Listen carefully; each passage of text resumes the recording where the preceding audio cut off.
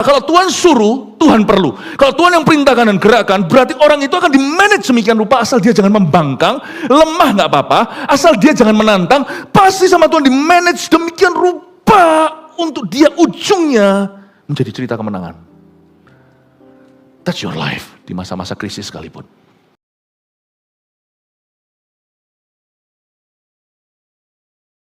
Segala hormat, pujian, kemuliaan hanya bagi Tuhan, Panglima Bala Tentara Sorga, Yesus namanya. There's just something about that name. Nama itu mengandung segala sesuatu. Betapa indah, namun begitu powerfulnya nama itu. Setan pun ngeri mendengarnya. Terima kasih, nama itu sekarang menjadi marga kami. Kami anak-anak Tuhan. Kau angkat kami dari lumpur dosa, Kau selamatkan kami dari maut. Hanya dengan percaya saja, ya Tuhan Yesus, Engkau sudah mengampuni semua dosa kami. Thank you ya Tuhan, Engkau begitu mulia, ajari kami jalan-jalan-Mu. Kami berdoa agar hari-hari ke depan diisi dengan kebangunan rohani. Hidup kami ini, pakailah secara luar biasa ya Bapa, untuk kemuliaan anak-Mu Yesus Kristus di dalam diri kami. Use your church, use every member of this church. Makasih Tuhan, sembunyikan hamba-Mu di balik salib-Mu, sampaikan sabda-Mu yang menghidupkan. Dalam nama Yesus, haleluya, amin, haleluya. Berikan tepuk tangan untuk Tuhan. Shalom, silakan duduk kembali. Tapi sekarang mari kita belajar dulu yang kebaktian ini, judulnya Kenjeran Park, kegerakan-kegerakan dahsyat di timur. Mari kita akan terima rema dari Roh Kudus, Yesaya 41 ayat 2-4, kita baca bersama dengan kompak dan keras. Sama-sama ya, tidak ada yang boleh membolos mulutnya. Mari kita baca dalam hitungan ketiga. 1, 2, 3. Siapakah yang menggerakkan dia dari timur? Menggerakkan dia yang mendapat kemenangan di setiap langkahnya, yang menaklukkan bangsa-bangsa ke depannya dan menurunkan raja-raja. Pedangnya membuat mereka seperti debu, dan panahnya membuat mereka seperti jerami yang tertiup. Ia mengejar mereka, dan dengan selamat ia melalui jalan yang belum pernah diinjak kakinya. Siapakah yang melakukan dan mengerjakan semuanya itu? Dia yang dari dahulu memanggil bangkit keturunan-keturunan. Aku Tuhan yang terdahulu, dan bagi mereka yang terkemudian, aku tetap dia juga. Kasih tepuk tangan untuk Tuhan Yesus. Kita akan pelajari dulu prinsip-prinsip ilahi yang tak kenal usia maupun zaman. Siapakah yang menggerakkan dia dari timur? Pelajari dulu konteks ayat ini. Ayat ini bicara tentang penghukuman Tuhan atas Israel. Nanti dari utara Tuhan kirim Babilonia karena orang Israel berdosa. Ini ayat tidak boleh keluar konteksnya dulu. Kita harus mengerti Tuhan itu menubuatkan berkat maupun kutuk. Yang Tuhan tidak campuri adalah respon kita secara bebas, atau kehendak bebas manusia untuk memilih. Tapi segala berkat itu disengaja, segala kutuk itu bukan kecelakaan. Sebab kita manusia punya pilihan. Gunakan pilihanmu untuk melayani Tuhan. Kadang-kadang pilihan kita juga tidak punya jaminan, makanya itu perlu iman. Jadi ngerti dulu konteksnya. Tapi mari sekarang kita melihat ayat ini dari konteks yang selanjutnya. Siapa yang menggerakkan dia dari timur? Kita tahu jawabannya Tuhan, baik itu untuk hukuman maupun untuk upah. Kalau Tuhan gerakkan, baru kau lakukan. Jangan lakukan apa yang Tuhan tidak gerakkan. Jikalau kita adalah alat di tangan Tuhan, baik itu alat grace atau kasih karunia atau alat hukuman, kalau Tuhan gerakkan, kau taati. Bahkan ketika Tuhan memilih Babel untuk menghukum Israel, mereka tidak boleh keluar batas, mereka hanya melakukan tugas. Setiap kita itu adalah hamba yang tidak berguna, Yesus ajarkan. Setiap hamba setelah dipakai oleh tuannya harus berkata demikian. Aku hanyalah hamba yang tidak berguna, hanya melakukan apa yang aku emban atau apa yang ditugaskan oleh Tuanku atas hidupku. Babilonia keterlaluan. Tuhan suruh hukum memang, tapi mereka jadikan Israel bulan-bulanan. Tuhan akhirnya mengalihkan perhatiannya dari menghukum Israel karena Tuhan itu adil. Anak sendiri nggak bisa KKN. Sekarang Tuhan menghukum Babel. Tadi menghukum Israel, selesai kelar. Setelah itu Tuhan mulai tarik Babel atau Babilonia ke pengadilan dan berkata, aku suruh kamu A, kenapa kamu lakukan sampai C? Kenapa kamu lakukan di luar batas? Bukannya sepatutnya kamu takut akan aku, sekalipun aku memakaimu sebagai alat untuk menghukum Israel, kamu tidak boleh ngawur, tidak boleh halalkan semua metode. Paham maksud saya? Kalau Tuhan tidak menggerakkan, jangan dahului dia. Sekalipun Anda punya surat tugas jelas, tapi kalau kita kelewatan, kita akan menghadapi Tuhan. Sama Tuhan itu harus presisi, katakan presisi. Tidak boleh kurang, tidak boleh lebih. Bukan berarti kita dituntut sempurna ya, enggak. Ada kasih karunia saya tahu. Tapi di dalam area kesengajaan, janganlah kita itu sembrono. Takutlah akan Allah. When God speaks to you, do exactly. Kalau itu in your power to do, atau itu berada di dalam kuasa kita, lakukan persis sesuai dengan tugas kita. Musa melakukan agak sedikit keterlaluan, keluar batas tanpa visa. Tuhan bilang sama dia, kamu bilang sama orang Israel, kamu bangsa yang tegar tengkuk, tapi aku akan ngalah. Berfirmanlah kepada batu karang itu, maka dia akan mengeluarkan airnya. Bukannya Musa lakukan persis yang Tuhan tugaskan, ya kalau mungkin kurang-kurang dalam performa Tuhan ngertilah. Tapi ini kesengajaan. Yang Musa lakukan adalah emosi dia. Di depan semua bangsa, bukan berhenti sampai beritahu, kamu memang bangsa yang tegar tengkuk, tapi Tuhan hari ini akan tetap memberimu minum. Tapi Musa maki-maki, memang Alkitab nggak mencatat persis merekod apa aja yang dia katakan, tapi Tuhan sampai duka. Tuhan sampai sakit hati. Mungkin Musa ngamuk. Orang kalau lepas kendali, emosi itu kan nggak bisa kontrol perkataannya sendiri. Saya yakin Musa pasti pakai kata-kata kasar yang Tuhan tidak perintahkan. Dia amuki jemaatnya. Ampun deh, Musa yang lemah lembut rendah hati memang sih nggak bisa disalahkan. Karena bangsa Israel itu tegar tengkuk sekali.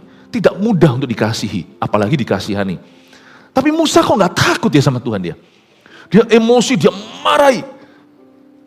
Sekalipun mereka di bawahmu, mereka itu miliknya Tuhan loh. Makanya kalau kita dalam pelayanan kita juga harus ada takut dan sungkan sama Tuhan. Kita harus lakukan bagian kita kalau disiplin, didik anak rohani. Mungkin Anda CGL, Anda harus tegur anggotanya, atau Anda coach harus tegur CGL-nya. Tetap Anda harus pilih kata-kata harus selektif dengan kalimat. Tidak boleh halalkan segala cara, lalu kebun binatang keluar semua. Atau kita pakai cara character assassination atau pembunuhan karakter. Dasar orang kayak kamu, mungkin dah omong kotor. Tetapi kata-kata yang tidak sedap didengar. Itu kalau didengar sama papa mamanya pun akan sedih kok anakku digitukan di dalam pelayanan. Oppressive leadership, kepemimpinan yang benar-benar menekan, mengintimidasi. Musa pernah lakukan dalam satu insiden. Tapi dia lepas kendali, dia emosi, berlebihan lah ceritanya lah. Lalu gak main-main, setelah itu dia ambil tongkat, dia pukul, bak. A show of anger, sebuah demonstrasi amarah. Dan amarah manusia tidak mengerjakan kekudusan, dipukul, keluar airnya. Lalu dia menghadapi Tuhan dan berkata, kamu agak sedikit, bukan sedikit, kamu berubah setia. Kamu mengkhianati aku di depan jemaat yang kupercayakan. Kamu Musa tak akan masuk tanah Kanaan. Kalau Tuhan tidak gerakkan, jangan berlebihan. Dan kalau Tuhan gerakkan, tahu batasnya. Kita tahu apa yang menjadi wewenang kita. Kita tidak boleh melewati imigrasi Allah. Kalau Tuhan tidak pernah karuniakan visa untuk kita lakukan itu atau mengatakan itu, jangan melakukannya demi takut akan Allah. Sebab Tuhan hanya memberi kemenangan, kata ayat ini, kalau Tuhan gerakkan lebih dulu. Coba baca lagi, siapa yang menggerakkan dia dari timur? Menggerakkan dia yang mendapat kemenangan di setiap langkahnya. Kalau Tuhan tidak gerakkan, tidak akan terjadi kemenangan. Makanya itu dosa iri hati itu konyol sekali. Kita lihat orang sukses, baik itu dalam pekerjaan, rumah tangga, bidang apapun juga termasuk pelayanan. Lalu kita tiru mentah-mentah, padahal orang itu Tuhan kepadanya berfirman. Kepadamu Tuhan tidak berfirman itu. Don't try to copy people's mistake. Ya mistake juga jangan sih. Don't try to copy people's success. If God hasn't spoken to you, you'll not be successful. Kalau Tuhan tidak menggerakkanmu, tidak akan ada penyertaan. Sama-sama lewati Laut Merah, bangsa Israel sama bangsa Mesir. Cuman kepada bangsa Israel, Tuhan memang perintahkan Musa, berdiri, kamu akan melihat kelepasanku. Musa beritahu sama bangsa itu. Orang Mesir yang kau lihat sekarang, tidak akan kau lihat lagi. Kamu akan melihat hari ini the deliverance atau kelepasan dari tangan Tuhan. Lalu membelah Laut Merah. Tapi orang Mesir tidak dapat perintah itu. Tuhan menggerakkan Firaun untuk melepaskan bangsa Israel. Itu tugas satu-satunya yang dia emban. Tapi sayangnya Firaun mengeraskan hatinya seperti batu. Firman ke bangsa Israel adalah lewati Laut Merah di atas tanah kering. Firman Tuhan kepada Firaun orang Mesir adalah let my people go. Yang satu digerakkan to go, untuk pergi. Yang satu digerakkan to let them go, untuk membiarkan mereka pergi. Orang Israel taat pada perintah Tuhan, digerakkan untuk jalan. Bahkan di depan Laut Merah pun Tuhan gerakkan mereka untuk percaya. Believe kata Musa, percayalah. Wush, terbuka. Akuarium raksasa kiri kanan, lihat paus segala. Tapi gak bisa menembus itu air yang sudah membelah. Berjalanlah mereka dengan ringan. Dilindungi tiang awan, tiang api pada malam hari. Santai sambil nyanyi haleluya 12 kali. Bangsa Mesir diberitahu let them go, malah dikejar. Disuruh lepaskan, malah justru dipertahankan. Mereka melakukan persis bertolak belakangan dengan yang digerakkan Tuhan. Tuhan gerakkan gini, mereka lakukan yang sebaliknya. Mana ada penyertaan Tuhan? Keretanya Firaun 600 jumlahnya, 600 tank. Berada di belakang mereka dengan teknologi tercanggih di zaman itu. Tahu apa yang terjadi? Oglek, semua itu. Coba baca ayatnya, bagaimana kereta canggih itu jalan di jalan darat biasa, itu wheel atau rodanya bisa klek, bisa stuck. Tuhan tidak sertai, mesinmu tidak jalan. Tuhan tidak gerakan. Jangan heran, tak ada penyertaan.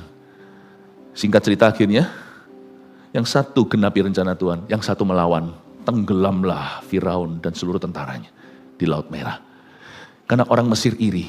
Mereka bisa, gua juga bisa. Mereka bisa, kita juga bisa.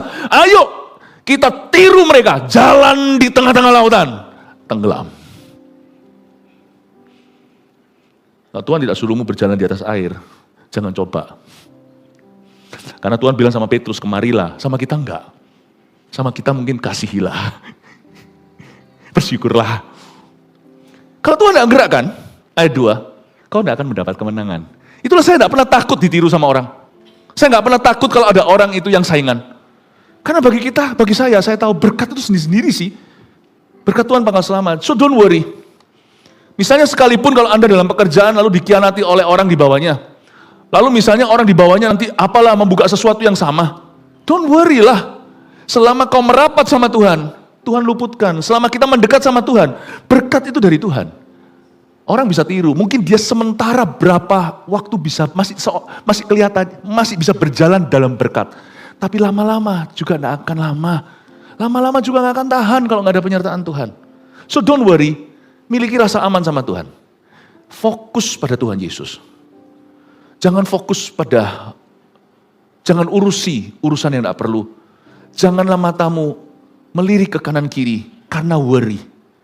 Konsentrasi aja pada 5 roti 2 ikanmu. Serahkan ke tangan Tuhan dan kerjasama dengan Roh Kudus. Jangan takut. Sebab tidak ada orang bisa mencuri berkatmu. Kalau berkatmu itu dari hadirat, itu tidak bisa sama sekali, tidak bisa di-hijack sama orang, tidak bisa direbut. Ayat ini bicara sangat kuat dalam hati saya. Siapakah yang menggerakkan dia dari timur? Saya garis bawahi, siapa yang menggerakkan? Tanya pada dirimu sendiri. What I'm doing today? Apa yang kulakukan hari ini? Apakah Tuhan suruh aku lakukan ini? Yang sekarang ini aku kerjakan itu, apakah ini dari pergumulan doa? Hasil dari lututku di hadapan Allah. Apakah yang sekarang saya lakukan ini sudah sungguh-sungguh saya gumulkan dalam hadirat Allah? Kalau jawabannya iya, jangan takut Bapak Ibu. Kalau Tuhan menggerakkanmu, kau akan mendapat kemenangan. Bukan berarti tidak ada peperangan. Bagaimana kita bisa tahu kalau kita menang kalau tidak ada kompetisi dulu? Untuk menang kadang-kadang harus perang. Tapi ingat ya, kalau Tuhan yang suruh, perang pun tidak akan menenggelamkanmu Laut Merah itu. Perang pun tidak akan meruntuhkanmu. Justru Tuhan akan memberimu kekuatan untuk menarik busur. Tuhan justru akan melatih tanganmu atau jari jemarimu untuk berperang. Jangan takut. Kalau Tuhan yang gerakkan kita, He who began the good work in you shall be able to complete it. Dia yang memulai pekerjaan yang baik di dalam dirimu akan mampu sanggup untuk menyelesaikan serta menyempurnakan. Saya punya rasa aman sama Tuhan itu super tinggi. Bukan karena saya imannya gede. Tapi dia itu adalah Tuhan yang mudah dipercayai. If God has spoken to me, that's it. That's all I need. Itu saja yang kubutuhkan. The Lord is my shepherd, He's spoken to me. That's all I need. Tuhan adalah gembalaku, takkan kekurangan aku. Dia sudah berbicara kepadaku, itu saja yang kubutuh. Miliki rasa aman. Jangan iri, jangan minder sama orang. Be happy kalau orang lain diberkati, dipakai Tuhan in a certain way atau dengan cara tertentu. Bilang, praise the Lord. Karena kamu dapat itu dari Tuhan. You got it from the Lord. I'm happy for you. I'm happy with you. Aku senang untuk kamu dan aku akan senang bersama denganmu. Jangan aku senang untuk kamu lalu kita cemberut. Aku senang bersama dengan kamu, aku rayakan. Seolah-olah itu juga kemenanganku. Gitu loh. Gak usah minder. Tapi kalau kita dapat keberhasilan, jangan sombong. Supaya nanti kaki Dian jangan dipindahkan. Sebab Tuhan, orang yang sombong itu ditentang Tuhan. Orang rendah hati justru dapat favor-favor. Orang yang sombong itu justru dipindahkan. Karena itu kalau kita dapat sesuatu, jangan kita merasa lebih hebat. Karena setiap orang beda-beda apa yang dia dapat. Saya bisa punya tertentu, karunia tertentu. Bukan berarti karunia saya lebih superior dari karunia Anda, cuman fungsinya beda. Dan kalau Anda tidak punya karunia yang saya miliki, saya tidak akan hina. Karena buktinya, ujungnya, kau dapat sesuatu yang beda. Asal kita sama-sama mendekat pada Allah, setiap orang akan memperoleh karunianya tersendiri. Ngapain iri? Ngapain minder? Ngapain sombong? Bodoh sekali kalau kita lakukan itu. Siapa yang menggerakkan kamu? Siapa yang menggerakkan dia? Kalau Tuhan yang menggerakkan kita akan mendapat kemenangan. Kita tidak cari masalah. Tapi kalau perang, ayo. Kalau memang perang datang, ayo kita hadapi. Saya tahu kalau Tuhan yang suruh, nggak ada orang yang bisa merintangi aku. If God is for me, who can be against me? Kalau Tuhan ada di pihak saya, siapa lawan saya? Tapi celaka. Kalau Tuhan tidak di pihakku, atau menentangku, siapa bisa tolong aku? Peduli amat siapa yang ada di pihak saya, koneksi saya semua. Semua pendeta kalau perlu satu-satu dikoleksi, semuanya suruh doakan Anda. Percuma kalau Tuhan sudah menentangmu, tidak ada gunanya. Pendeta yang peka malah justru tidak mau mendoakan orang kayak gitu. Aku tidak mau bermusuhan dengan Allah. Kalau Tuhan menentangmu, ngapain gua doakan kamu? Ya enggak sih. Kecuali kalau orang itu mau bertobat ya kan. Doakan saya supaya bertobat. Nah, pendeta harus rangkul. Orang bertobat selalu disayang Tuhan, dikasih kesempatan. Tapi kalau orang itu bergaya, memanipulasi dan berkata, ayo semua sini, saya beli semuanya, di sisiku. Pendeta yang mau, berarti nggak ngerti apa yang terjadi. Makanya seorang hamba Tuhan, seorang pemimpin rohani dari CGL ke atas harus berani menegur orang kalau salah. Kalau memang kita lihat sesuatu perlu diberesin sama Tuhan, dibereskan di hadapan Tuhan, bereskan. Kita nggak boleh pura-pura dalam perahu, kura-kura sudah tahu. Salah ya. Apa? Kura-kura dalam perahu, pura-pura tidak tahu. Amin Bapak Ibu. Ayat ini powerful loh, satu ayat ini menjadi satu prinsip kehidupan luar biasa. Makanya tadi kan saya janji, semua yang saya jelaskan hari ini bukan hanya sejarah. Sejarah pasti ada. Ya, tetapi dapatkan dulu fundamentalnya atau fondasinya, basicnya dapatkan dulu. Intinya di sini loh. Kalau kita tahu kita itu melakukan the Lord's bidding bahasa Inggrisnya, ya. The Lord's bidding itu artinya itu kita pegang kartu asnya Tuhan. Kalau kita tahu kita melakukan ini karena kehendak Allah, nah itu nggak bisa tiru-tiru, itu keyakinan, itu dari hubungan, itu dari personal relationship, dari hubungan pribadi dan persekutuan intim dengan Tuhan Yesus. Makanya bangun hubunganmu dengan Tuhan. Kita akan tahu karena kita tahu, bukan karena seseorang beritahu, bukan karena kita pelajari itu. Kalau Anda tanya sama saya, apakah saya yakin apa yang saya lakukan ini dari Tuhan? Saya tahu karena saya tahu, karena saya tahu, karena saya tahu. Nggak ada orang beritahu dan saya tidak cari tahu. I just know it because I know it. I know it because I know it. Ada orang tanya sama saya, kok tahu ya? Kalau kamu tahu, kamu dipanggil jadi pendeta. Ya sekarang kalau lihat buahnya semua orang jadi agree atau semua orang jadi percaya.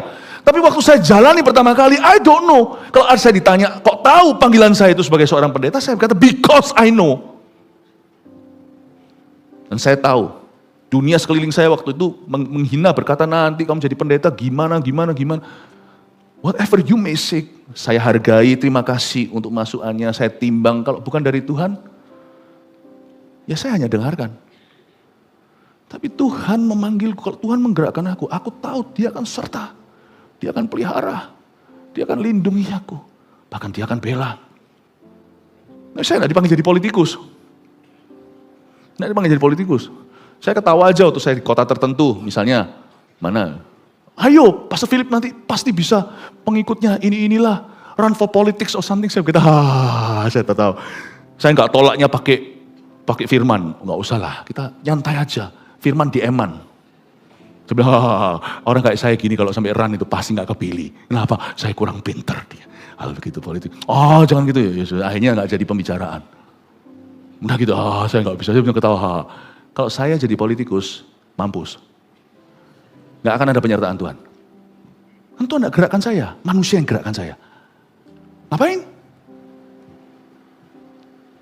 Karena itu setiap kita harus mendengar suara Allah.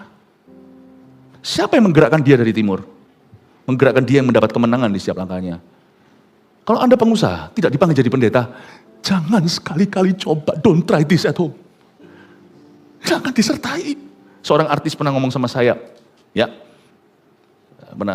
saya nggak pernah jual nama-nama kayak begini, makanya saya juga nggak sebut nama, tapi saya perlu cerita ini supaya Anda tahu prinsipnya di mana. Saya mau jadi gini, saya mau jadi pendeta. Saya bilang, jangan. Loh, yang lainnya bilang, ayo, jadi malah justru dijadiin candaan, ayo jadi pendeta. Pas saya bilang, don't even. Artis terkenal ceritanya. Mau tahu siapa? Nggak saya beritahu. Jangan, saya bilang. Kalau kamu jadi artis, kamu cuma jadi salah satu kami. Dalam hati ya, saya nggak ngomong sama dia, nggak tega. Kamu pasti jadi pendeta yang sangat biasa. Tapi karena kamu berada di bidang ini, dan kamu setia pada Tuhan, kamu akan bersinar terang satu-satunya. Tambah jarang yang kayak gini. Kalau kamu masuk di dalam dunia saya, kecuali kamu punya karunia khusus, you really pull people in a way. Dengan demikian jangan lupa kamu pull people sekarang karena statusmu sebagai artis. Kamu tekun dengan talentamu itu, jangan coba-coba talenta baru. Kalau kamu jadi kami, kamu jadi biasa. Saya ada ngomong sih sampai dia terbelalak. Semoga dia tidak rasa terhina. Tapi saya bilang, stay where you are. Kalau Tuhan tidak menggerakkanmu, hanya karena seluruh dunia tepuki tanganmu. Ayo, cayo, pasti bisa. Don't you dare. Makanya itu kita harus punya hidup doa. Kalau nggak doa nggak akan tahu. Karena hal seperti ini itu timbang hati, dan timbang hati itu harus di hadirat. Itu pun kita nggak pasti. Karena kita nggak dengar suara audible, anakku, lalu ada asap dari bawah pintu. Suara hati itu, kalau nggak doa itu sangat keruh. Doa aja nggak super jernih. Tapi paling tidak kita bisa samar-samar melihat 1 Korintus 13. Apa gerakan hatimu? Siapa menggerakkanmu? Bisa digerakkan manusia? Bisa. Tetapi pasti ada konfirmasi dalam spiritmu. Kalau itu bukan dari Tuhan Yesus, Anda pasti akan tahu. Makanya itu perlu waktu. Kalau Anda tidak pasti, kalau Anda bingung, justru jangan putuskan. Karena yang dari Tuhan, kalau Tuhan gerakkan itu selalu kepastian. Hati kita tuh tahu, I just know it. I just know it. Orang yang berdoa itu just ada kliknya. Tiba-tiba itu ada klik, I just know it. Tak tunjukin sekali lagi ya, sebelum nanti saya sakit dadanya. I just know it. I just know it. Tapi mesti doa dulu. Makanya orang nggak doa lalu habis itu harus memutuskan. Baru bangun manusia rohnya, waduh agak sedikit kelewatan. Doa itu sebelum memutuskan. Doa itu harus jadi sehari-hari. Supaya nanti waktu Tuhan gerakkan, you just know it. Apalagi kalau kita nggak tahu firman. Nanti yang gerakannya sesuatu yang melanggar firman. Yang Tuhan nggak suruh, malah justru yang Tuhan larang. Aku digerakkan untuk ceraikan istriku. Loh, padahal nggak ada angin, nggak ada awan. Ya karena ketidakcocokan. Aku disuruh untuk meninggalkan suamiku. Aku yakin Roh Kudus berkata, lah Roh Kudus kok ngomong aku benci perceraian di kitab Maleaki. Kamu uji lagi deh. Manusia rohnya itu bimbang karena tidak punya pegangan firman, nggak jelas pengetahuannya salah, faktanya salah, feelingnya salah kaprah. Sedikit gerakan, sedikit emosi, lalu kira itu Roh Kudus padahal bukan. Bangun hidup dalam firman, in spirit and in truth. Supaya waktu Tuhan gerakan, you just know it. You just know it. Sudah jadi ahli di luar, sudah berada benar-benar di luar kepala. Nggak perlu lagi ingat, 2 tambah 2 berapa cepat? 8. Kamu sekolah di mana, Dek? Tapi memang matematikanya mungkin beda, 5 tambah 2, 5.000 itu 5 roti 2 ikan. Ya sudahlah, ngerti lah ya dunia iman. 1 tambah 1 berapa cepat? Iya udah gak usah ngitung, gak usah keluar kalkulator, mikir aja kagak. Kenapa? Sudah di luar kepala. Kalau tiba-tiba lewat, berjinahlah. Kita sudah gak usah lagi menimbang siapa yang menggerakkan. Langsung tengking itu otomatis, sudah langsung lata. Dalam nama Yesus pergi. Kita sudah ahli, karena sudah hidup dalam firman. Bukan Farisi loh ya pengetahuan, tetapi sudah menghayati firman itu sehari-hari dan mencoba cari tahu kebenaran. Jadi langsung latah aja sudah bisa tengking setan. Get out in Jesus name. Ada orang-orang yang ngeroh salah, itu karena hidup firmannya goyang. Dia lebih dirasuk perasaan. Itulah sebabnya berbahagialah orang yang hidup di dalam firman tiap hari. Karena waktu Tuhan gerakkan dia tahu. He just knows it. He would just know it. Dan inilah prerequisite atau inilah yang disebut dengan syarat. Kalau memang ada namanya persyaratan, syarat untuk menang itu gampang. Tuhan yang menggerakkan. Nggak akan salah. Kalau Tuhan gerakkan, masa saya kirim pegawai saya pergi, masa saya nggak kasih peluru? Kalau saya gerakkan misalnya sebagai presiden, saya kirim tentara untuk perang, untuk bebaskan tawanan, lalu setelah itu saya hemat amunisi. Dia di depan perang nanti, medan perang nanti dia mati. Kalau saya yang suruh, saya tanggung jawab penuh. Kalau Tuhan yang gerakkan, dia pelihara dirimu. Kasih tepuk tangan untuk Tuhan. Itulah sebabnya di masa susah, merapatlah pada Tuhan. Ingatkan dia kembali akan janjinya, bukan berarti Tuhan lupa, tapi supaya kau teguh hati. Itulah sebabnya ketika fondasi kita goyah, digoyang sekali lagi langit dan bumi. Yang tidak goyah nanti benar-benar adalah fondasi. Tiba-tiba kita sadar, no. Waktu angin sakal, gak maju-maju. 9 jam diombang-ambing di lautan. Mereka tiba-tiba ingat, Tuhan yang suruh kita waktu memberi makan 5.000 orang itu untuk berlayar dulu ke depan. Kami tidak akan tenggelam. Mau tahu kenapa? Perahu ini Tuhan yang suruh. Dan ada Yesus yang pernah naik di perahu ini dipakai untuk mengajar di hadapan orang banyak. Tuhan yang perintahkan kami untuk menyeberang dulu mendahului Tuhan sedang berdoa sembahyang. Perahu ini tidak akan tenggelam. Tidak lama kemudian melihat Yesus jalan di atas air. Meskipun iman mereka masih pelan. Tuhan dibilang hantu, tetapi akhirnya si Petrus berjalan. You see, when God tells you to do something, He will manage that in the end you will win. Meskipun iman kita lemah, kalau Tuhan yang suruh, pada akhirnya Tuhan pasti akan memanage. Mengaturnya demikian rupa, baik kasih karunia. Ya, tenggelam pun di slow motion. Tuhan tolonglah aku, Tuhan angkat dulu. Mana ada orang tenggelam punya waktu untuk teriak. Untuk selesaikan sentence atau kalimat. Tuhan itu memang mengalah demikian rupa. Kalau Tuhan suruh, Tuhan perlu. Kalau Tuhan yang perintahkan dan gerakan, berarti orang itu akan di-manage demikian rupa. Asal dia jangan membangkang, lemah gak apa-apa. Asal dia jangan menantang, pasti sama Tuhan di-manage demikian rupa. Untuk dia ujungnya menjadi cerita kemenangan. That's your life. Di masa-masa krisis sekalipun. Ingat kembali, who's in charge of your life. Tapi kalau kita tertuduh, aku ini banyak dosanya, selesaikan itu di depan Tuhan. Karena orang tertuduh tidak punya iman. Orang terdakwa tidak bisa melepaskan tahanan, karena dia sendiri adalah seorang tawanan. Siapa yang menggerakkan dia dari timur? Menggerakkan dia yang mendapat kemenangan di setiap langkahnya. Yang menaklukkan bangsa-bangsa ke depannya dan menurunkan raja-raja. Ya. Sekarang kita lihat ayat berikutnya, ayat 2b. Pedangnya membuat mereka seperti debu. Dan panahnya membuat mereka seperti jerami yang tertiup.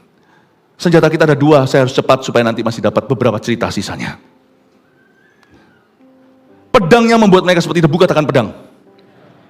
Dan panahnya membuat mereka seperti jerami yang tertiup, katakan panah. Senjata kita ada 2, pedang dan panah, katakan pedang dan panah. Pedang itu bicara tentang pedang roh kita. Tidak ada yang bisa menggantikan yang namanya ketaatan pada firman. Pedang roh itu artinya firman yang beraksi atau firman yang dilakukan. Sebelum firman itu diswing keluar dari tabungnya atau dari bungkusnya, dia tetap pajangan. Alkitab ini kalau hanya ada di dalam buku, maka dia hanyalah sebuah buku. Tapi ketika dia keluar dari sarungnya, kita keluarkan dan kita mulai pakai untuk mengampuni, bersyukur, memberi, berdoa, then it becomes a sword. Pahami dulu, pedang itu artinya ketaatan pada firman. Itu senjata kita.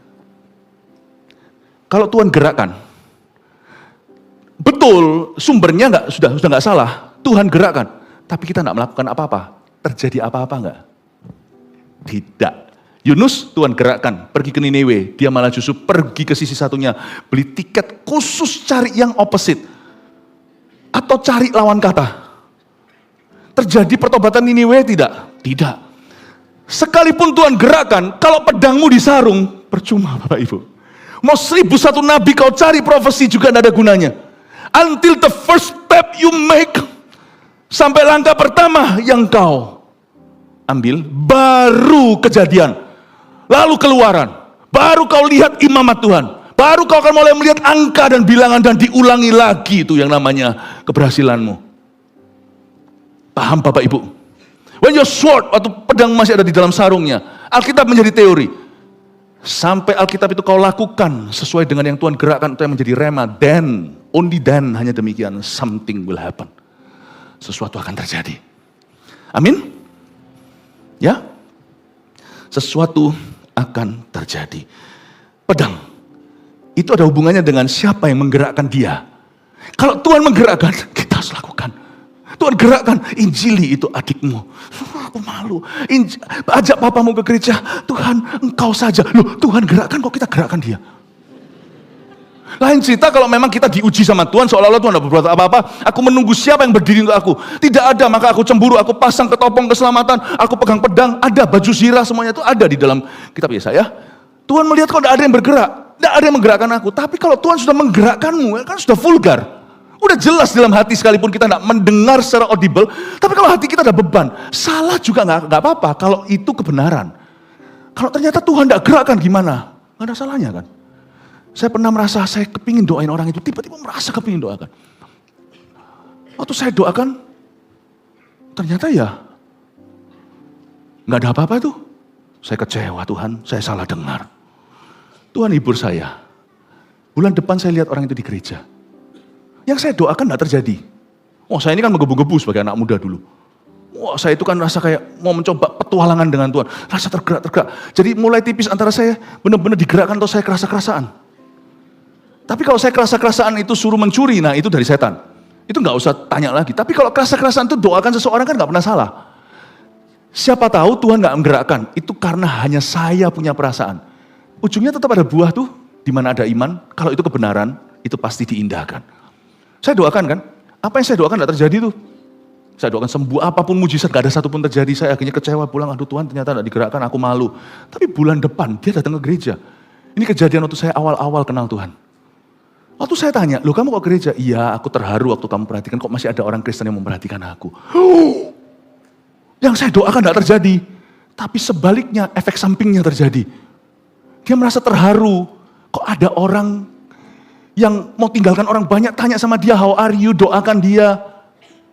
Ternyata dia terjamah, dia ke gereja. Nanti setelah itu, ternyata dia dijamah Tuhan lewat hamba-hamba Tuhan lainnya. Saya juga turut bahagia. Tuhan seperti memberi saya satu ketipan mata seolah-olah, aku memang tidak gerakkan kamu yang gerakkan dirimu sendiri.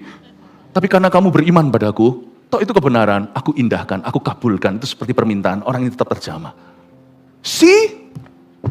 Ngomong kanan kirinya, ya, tapi pernah sekali saya digerakkan Tuhan. Aduh, saya digerakkan Tuhan. Saya tidak mau maju. Aduh, digerakkan Tuhan. Enggak. Sungguhan loh.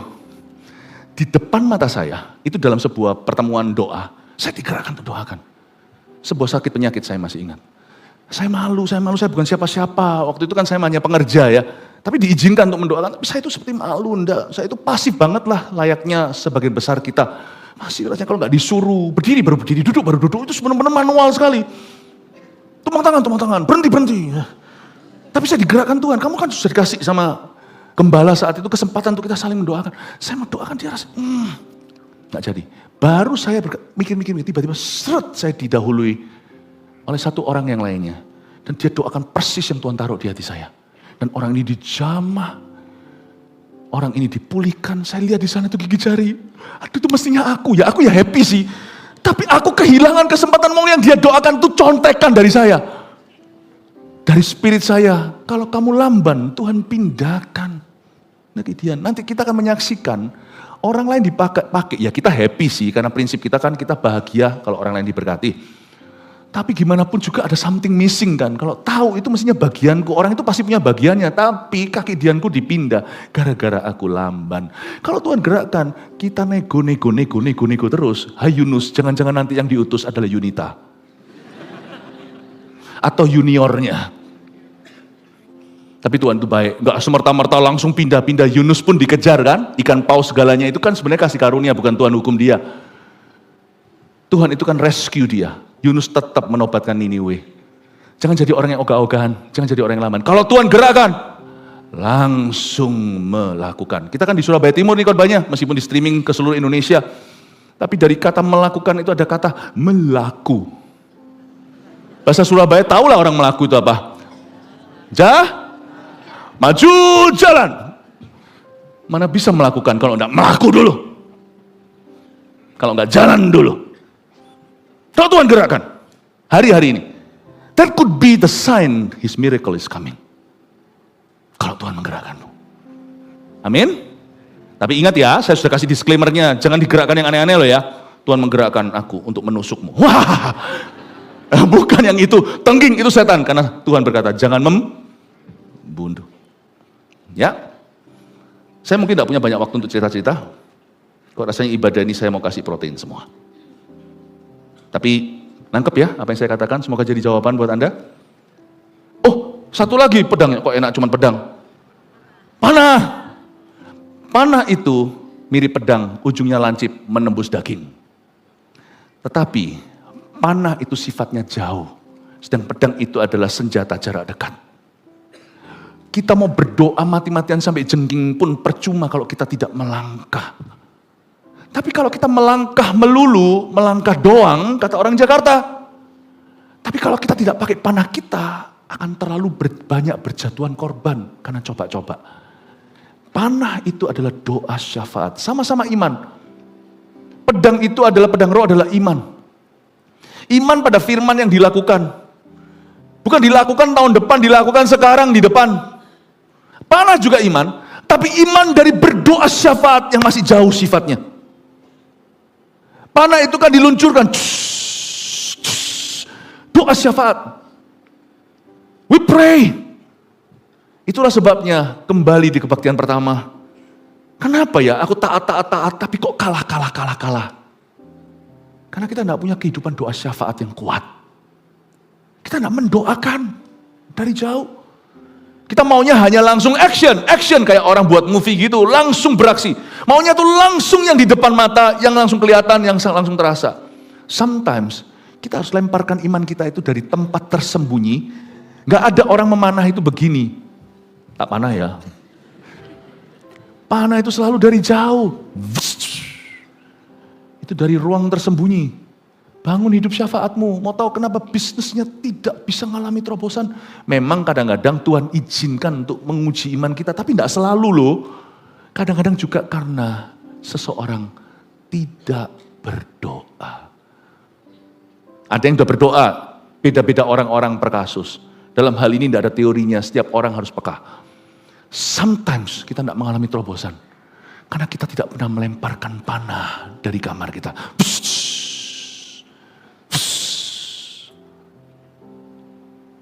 Saya punya kehidupan doa syafaat dan saya terus usahakan kuat. Paling dan juga terutama untuk atau demi jemaat. Dari jauh. Nanti kita akan beraksi misalnya Cigevan bulan Oktober. Semua akan pedang-pedangan. Tapi tahu enggak? Itu sudah kami doakan dari Januari. Februari. Maret. Fondasinya kuat. Senjatamu ada dua. Untuk menerobos sesuatu. Untuk melakukan yang mustahil. Perkara-perkara dahsyat. Doa syafaat. Makanya saya titik berat. Di dalam doa bahasa roh itu kuat. Orang yang gak ngerti kiranya bahasa roh itu tidak ada arti. Atau bahasa lidah itu sia-sia. Kecuali kalau Anda punya mental doa syafaat. Dan you know. Dari Januari sudah berdoa. Tiba-tiba dapatkan pesan-pesan tuh LC kemarin. Tentang kartu yang mutiara itu. Berapa orang... Siapa yang ngambil kartu itu kemarin? Banyak orang yang saya lupa, maafkan saya. Mungkin kesalahan saya itu, keteledoran saya mungkin bisa justru jadi kesengajaan ilahi. Ini namanya orang gak mau ngaku salah. Satu lembar itu ternyata untuk 10. Jadi ada orang yang ngambil 5, kiranya untuk 5 orang dibuka 50. Upgrade imannya. Itu pun hikmatnya. Dari Januari, Februari itu doa syafaat. Something yang berlabuh jauh itu Tuhan bisa speak more clearly to you. Saya suka bahasa roh. Saya berbahasa lidah itu saya seperti mendoakan sesuatu yang saya belum tahu. Orang-orang yang saya belum kenal, mungkin saya belum ketemu, atau masalah yang belum di depan pintu. Saya seperti mendoakan dari jauh, sesuatu yang meluncurnya nanti, digenapinya nanti, mana tahu. Tentang masa depan apa yang terjadi, 5 menit ke depan aja tidak kelihatan, saya hanya punya perencanaan. Tapi kalau saya berdoa di dalam bahasa yang misterius, bahasa yang supranatural, nggak mungkin Bapak memberi saya kalajengking kalau saya minta Roh Kudus, itu pasti Roh Kudus. Dan saya tahu otak saya tidak sepinter itu, sejenius atau jenius untuk bisa menciptakan bahasa begitu lama sambil nangis, mikirkan jemaat. Terus mulut itu bisa terus bergetar, mengucapkan bahasa yang tidak saya kenal. Itu bukan dari otakku, itu dari sesuatu yang lebih dalam. Kalau dari otak saya pasti sudah penat. Khotbah ini penat loh. Karena Anda harus susun kata-kata. Pernahkah Anda melatih bagian otak Anda itu benar-benar untuk kalimat? Tidak boleh ada mubasirnya. Semoga tidak ada redundannya atau tidak ada yang namanya tumpang tindih, enggak ada. Susah. Bahasa Arab enggak ada kan? Dan Anda bisa lancar jaya. Berdoa untuk papa mama, berdoa untuk gereja, berdoa untuk orang-orang yang kau pimpin, berdoa untuk bisnismu, bahasa lidah. Pada pikiranmu enggak di situ, enggak penat, enggak lagi, enggak putus-putus. Meskipun mungkin kosakatanya seolah sama, tetapi rohmu berbicara. Itu panah.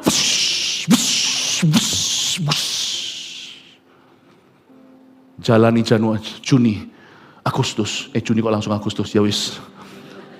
September, tiba-tiba ada hikmat-hikmat. Apa yang kau upload? Apa yang kau download waktu bahasa roh? Kayaknya bahasa roh itu bicara ke Tuhan ya, padahal Anda download sesuatu. Nanti akan terupload. Apa yang kau download, tidak selalu kau pakai aplikasinya nanti. Tapi kalau sudah di-upgrade malamnya, sedikit tahu teknologi. Besok aplikasi itu kau buka, sudah punya fitur-fitur yang tidak kau duga.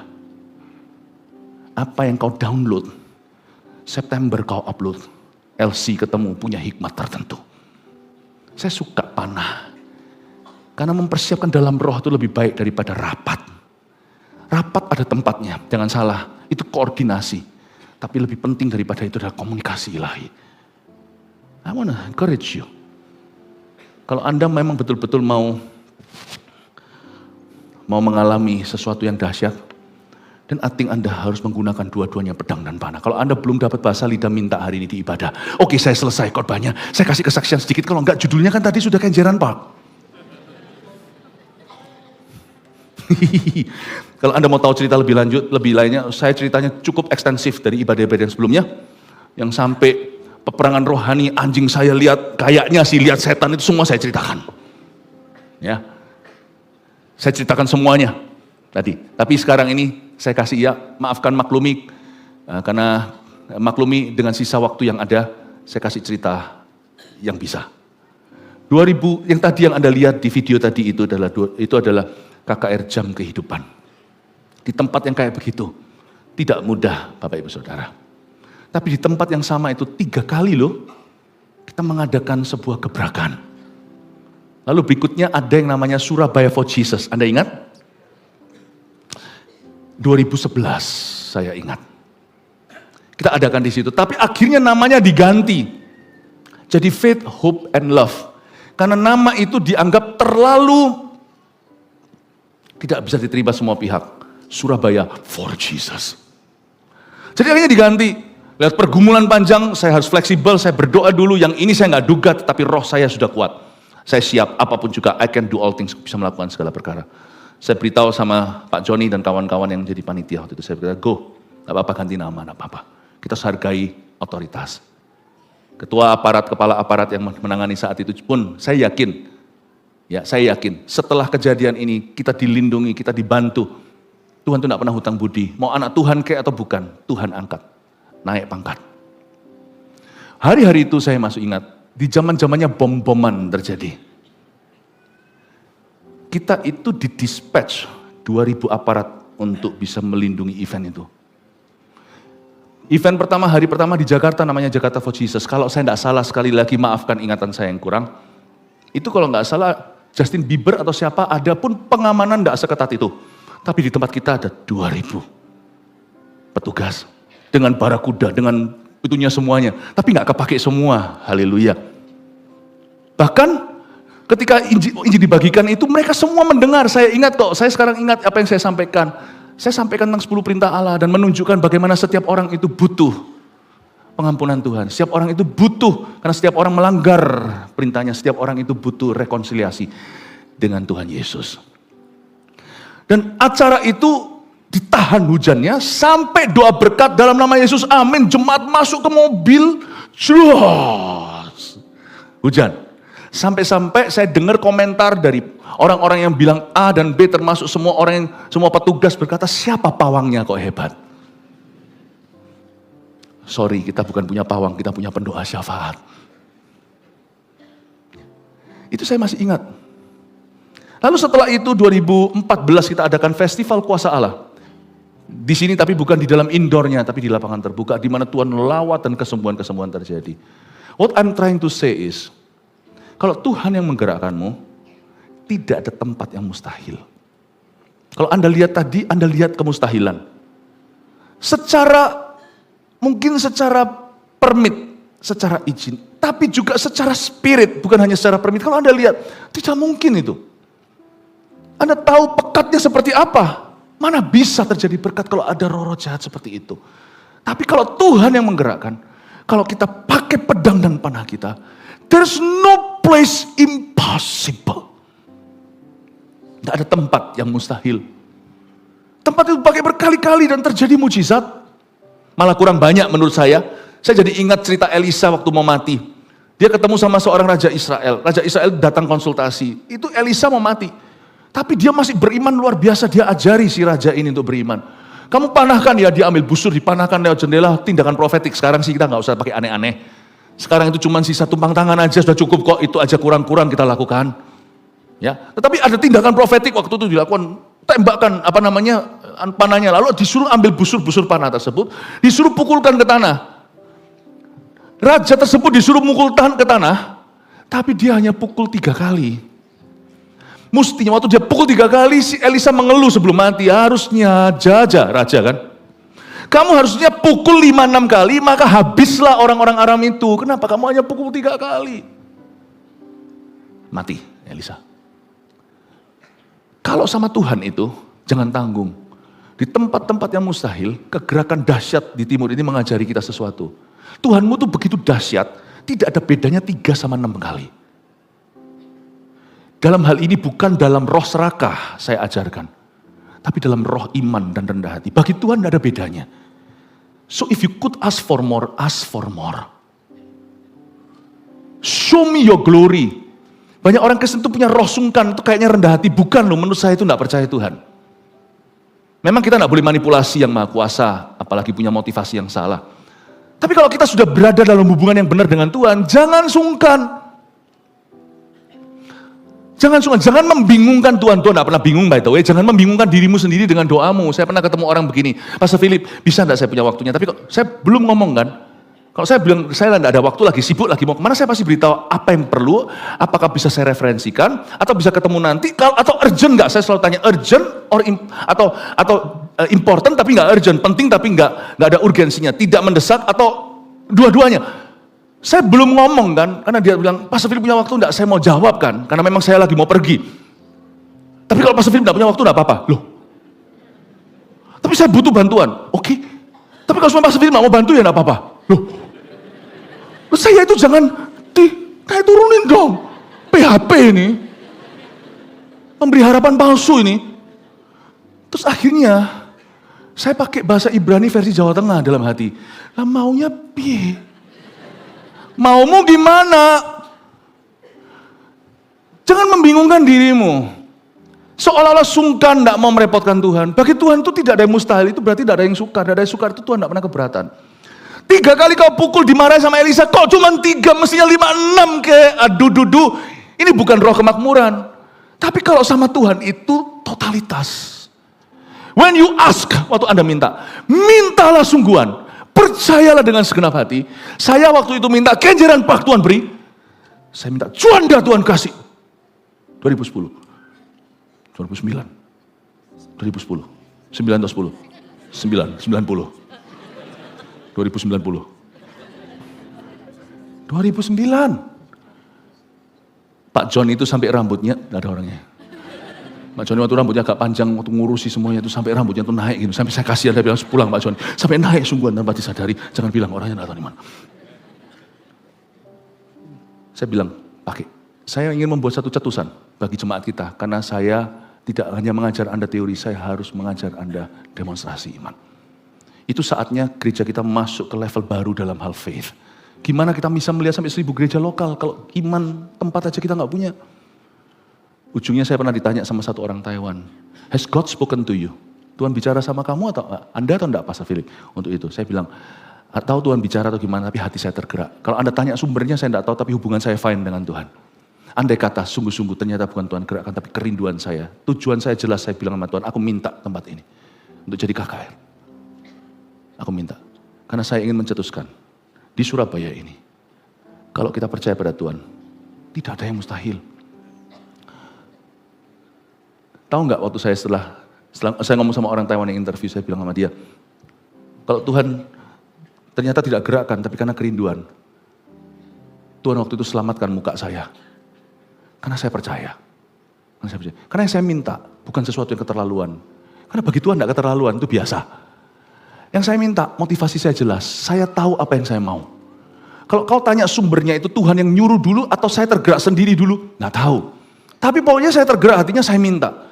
Dan kalau saya minta sesuatu saya tidak pelin-pelan. Setelah minta nanti setelah orang seperti doa makan lalu harus tanya, tadi sudah doa belum? Kalau saya minta, saya ingat apa yang saya minta. Saya follow up permintaan saya sendiri di depan Tuhan. Karena saya ujungnya kalau ditolak sama Tuhan mentah-mentah, aku tidak memberikan kepadamu, saya tidak akan marah. Karena saya tidak, hak saya apa untuk kecewa padanya. Tuhan bisa memberi, mengambil, terpujilah nama Tuhan. Saya tidak takut kecewa, saya tidak takut dikecewakan Tuhan, saya tidak takut dikecewakan kehidupan. Tapi saya harus jadi orang yang tidak pelin-pelan, harus konsekuen dengan kata-kata sendiri. Kalau saya minta, saya akan follow up apa yang saya minta. Saya akan ingat apa yang saya minta, saya tidak akan mudah lupa. Mendingan saya jelas-jelas dapat penolakan dari Tuhan, saya akan berkata terpujilah nama Tuhan. Tapi selama Tuhan tidak tolak saya, siapa tahu dikabulkan. That to me is faith. Mau sekolah seminari Anda tidak akan belajar itu sampai Anda menyadari bahwa that is how faith operates dalam hidupmu. Bagaimana iman itu bergerak. Akhirnya dikasih. Yang interview saya orang Taiwan hanya garuk-garuk kepala. Jadi gimana jawabannya? Jawabannya adalah yang penting terjadi. Dan sekarang semua orang tahu kalau kita minta bisa dikabulkan. Jadi Bapak Ibu Saudara, dengan ini saya selesai. Kejadian-kejadian dahsyat yang ada di timur, termasuk sampai Juanda itu selatan, mengajarkan kita jemaat supaya saya hari ini interpretasikan atau saya terjemahkan. Kalau Anda minta sama Tuhan, jangan terlalu biasa permintaannya. Kalau Anda mau minta sesuatu, jangan takut minta yang dahsyat. Sebab bagi Tuhan, pukul 3 kali dan 5 kali, 6 kali, gak ada bedanya. Bagi Tuhan sama, tidak ada yang mustahil. I hope, I pray, hari-hari ini Anda akan mengalami miracles anyway. Mari kita semua bangkit berdiri.